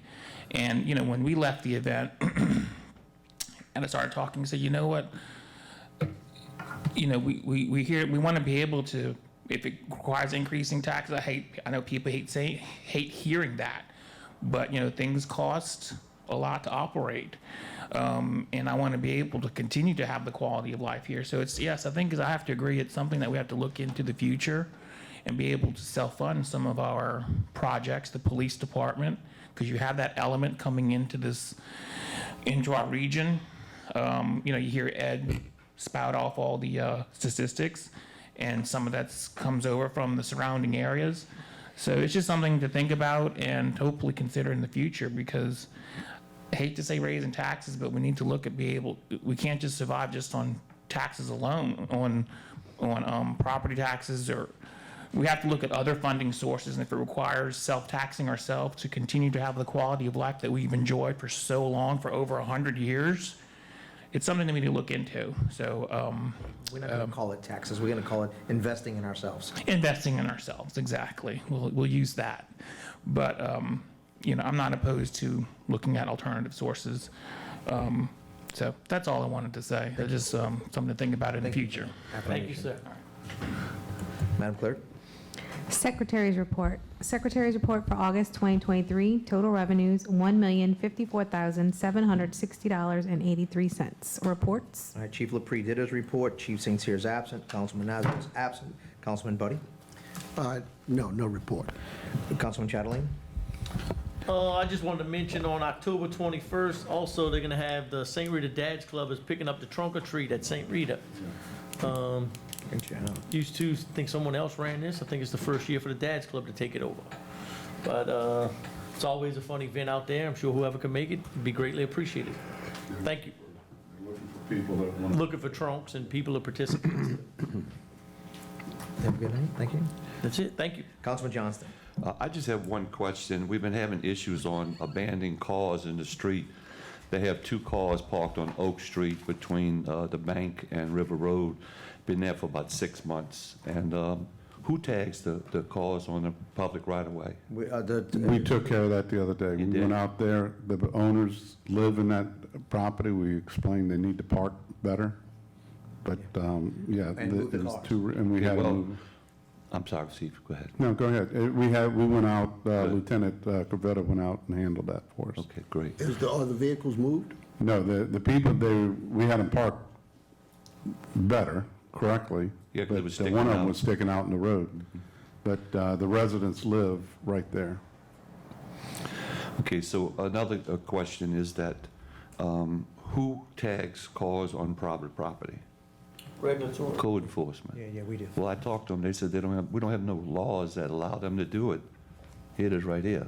Yeah, no, I don't know what they do. Well, that's what they told me the other day when I told them about tagging cars on private property, and they said, we don't have no teeth to do that. I said, yeah, you tag cars on private We've property. towed over 20 cars so far. Well, one of them told me the other day. I'll get that straight. Just, will you please check into that? Yes, sir. Also, Mayor, on the Oak Street, we're talking about Oak Street, You have a two-lane street back there going into River Road. One goes left and one goes right. We need to put some no parking signs along there to make those people stay further away from the corner when it goes into two lanes.